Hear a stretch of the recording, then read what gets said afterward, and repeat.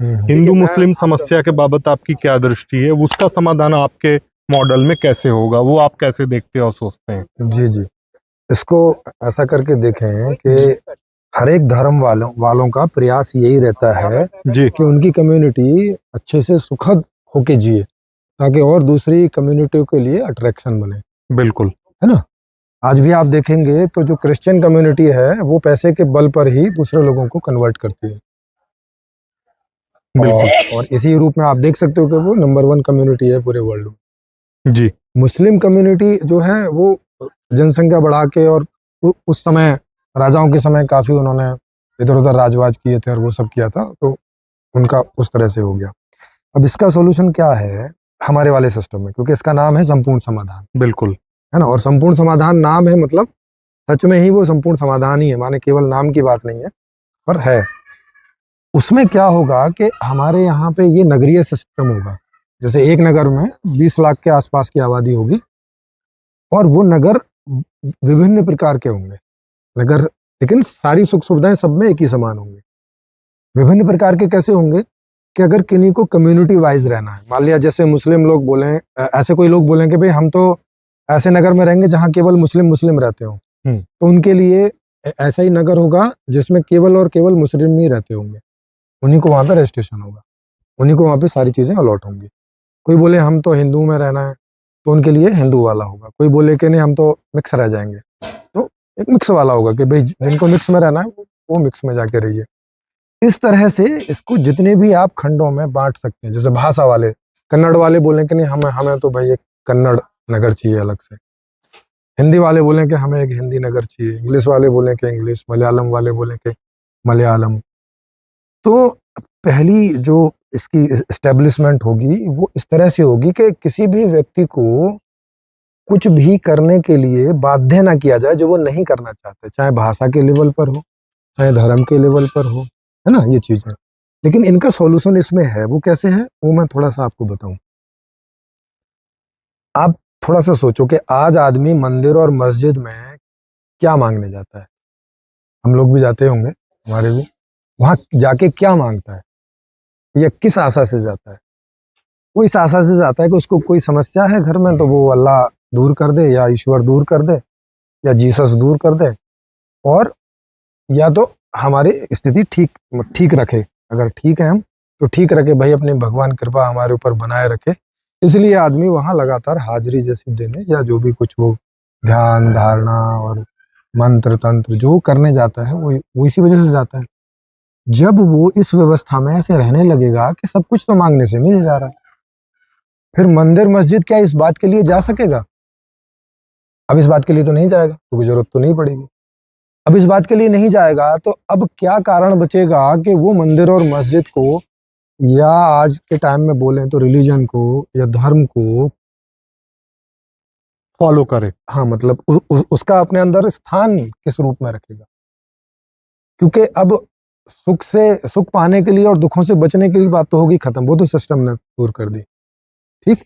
जी और इस वजह से उनकी धर्म की बहुत सारी मिथ भी टूट जाएंगे।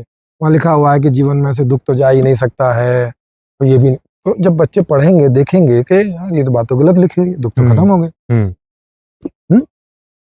और वहाँ लिखी हुई है कि इच्छाओं को रोको, ये करो, काहे के लिए रोके, सब कुछ तो ठीक चल रहा है, आखिर रोकने की जरूरत क्या है? तो इससे ये हो गया। दूसरा, सबको एजुकेशन है वहां पर, सबको 25 साल तक सबको सभी प्रकार की एजुकेशन उनकी रुचि के अनुसार, जिसकी जिसमें रुचि है, जितनी रुचि। वहाँ ऐसा नहीं है कि 5 सब्जेक्ट में भाई साहब आपको पास होना ही है, अगली क्लास में जाना है ना। वहाँ ना कोई टेस्ट है, माने ऐसे वहाँ सारे मॉडल है। शिक्षा का मॉडल भी बिल्कुल अलग है हमारे यहाँ। वहाँ पे कोई एग्जाम ही नहीं है। वहाँ पे बच्चा जो है अपनी रुचि के अनुसार पढ़ता जा रहा है, और जितना ग्रास्प करता जा रहा है करता जा रहा है, कोई जोर नहीं किसी प्रकार का, क्योंकि वहाँ उसे आईएएस नहीं बनाना है ना। उसे जो बनना है, उसे जिधर रुझान होता है, क्योंकि वहाँ हर काम बराबर ही है। अभी आईएएस बनाने पे माँ बाप क्यों जोर देते हैं? क्योंकि वहाँ तनख्वाह अच्छी है, रेपुटेशन अच्छी है ना। चपरासी की रेपुटेशन नहीं है, वहाँ सबकी रेपुटेशन एक ही जैसी, सब उसी तरह के शानदार स्थिति में रह रहे हैं, कोई भी हो, चाहे कोई स्वीपर है, चाहे कोई पायलट है, चाहे कोई ड्राइवर है, चाहे कोई नेता है, चाहे कोई अभिनेता है, चाहे कोई जो है नाई है, सब एक ही जैसे लाइफ स्टेटस में रह रहे हैं। तो वहाँ ये सारी जो बहुत सारी साइकोलॉजिकल समस्याएं होती हैं जिसमें हम एक दूसरे को पुश करते रहते हैं उनके भले के नाम पे, वो ऑटोमेटिक बंद हो जाए। इस तरह से धर्म की भी समस्या, क्योंकि एक सबको एजुकेशन हो रही है तो सब समझ रहे हैं, परिणाम से सब देख रहे हैं, उस वजह से ये जो चीज़ें, और एजुकेशन में हर एक जगह 2 भाषाएं होंगी। जैसे मैंने अभी बोला कि मान लिया कन्नड़ वाला नगर लगा लिया, तो कन्नड़ वाली जो एजुकेशन है वो 2 भाषाओं में होगी, एक कन्नड़ और एक कॉमन लैंग्वेज। कॉमन लैंग्वेज एक हम लोगों एक प्रक्रिया करेंगे जिसमें एक कॉमन लैंग्वेज को चुना जाएगा जो आगे हमेशा के लिए सबके लिए एक हो जाएगी, जो हर एक नगर में कॉमन ही होगी। प्लस उस नगर वाली भाषा भी वहाँ रहेगी। कब तक रहेगी? जब तक नए बच्चे इस नई भाषा को पढ़ के आ नहीं जाते और जो बुजुर्ग हैं पुरानी भाषा वाले वो विदा नहीं। जैसे जैसे वो विदा हो जाएंगे तो फिर ये एक भाषा बचेगी, वो दूसरी भाषा रखने की जरूरत नहीं है। इसमें कितनी दिक्कत होती है आप समझ सकते हो। जैसे मैं कभी रशिया जाता हूँ तो ना वो मेरी बात समझ पाते ना मैं उनकी बात समझ पाता, क्या बोल रहे हैं, है ना। ये दिक्कत है कि नहीं है? जब तक इंग्लिश ना आए दोनों को। हाँ, मतलब एक कॉमन भाषा होनी चाहिए, और वहाँ इंग्लिश बहुत कम लोग पढ़ते हैं। भारत से भी इंग्लिश का वहाँ आंकड़ा बहुत बुरा है, और उसकी वजह है क्योंकि वो लोग जो हैं अमेरिका से नफरत करते हैं जी, उस वजह से वो उनकी भाषा को नहीं पढ़ते, मजबूरी में पढ़ते हैं, जो कोई बिजनेसमैन है या जिनकी जॉब ऐसे जी। ट्रांसलेटर के रूप में, नहीं तो ऐसे वो नहीं चाहते हैं। तो इसमें क्या होगा कि 2 पीढ़ी में भाषा जो है वो ये, क्योंकि ये व्यवस्था वर्ल्ड वाइड मैंने इसको किया है, तो एक देश में दूसरे देश में ऐसे धीरे धीरे करके आ जाएगी, और 2-3 पीढ़ियों में ही एक भाषा रह जाएगी जो एक कॉमन होगी। वो बाकी सब भाषाएं धीरे धीरे अपने आप आउट ऑफ यूज हो जाएंगी, तो लुप्त हो जाएंगी। तो पूरी दुनिया में एक भाषा हो जाएगी, माने आप कहीं भी जाइए, आप जो बोलेंगे वो सब समझेंगे, वो जो बोलेंगे आप सब समझोगे। दूसरा कि ये जो डिफरेंट टाइप की कल्चर्स हैं, धर्म हैं, ये भी आउट ऑफ यूज हो जाएंगे, क्योंकि इनका कोई इस्तेमाल नहीं बचेगा।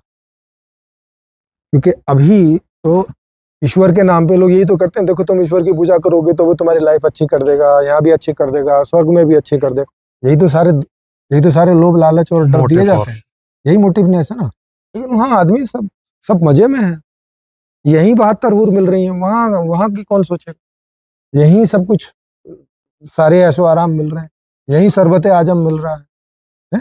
यही दूध की नदियां बह रही हैं, तो वहाँ क्यों करेगा।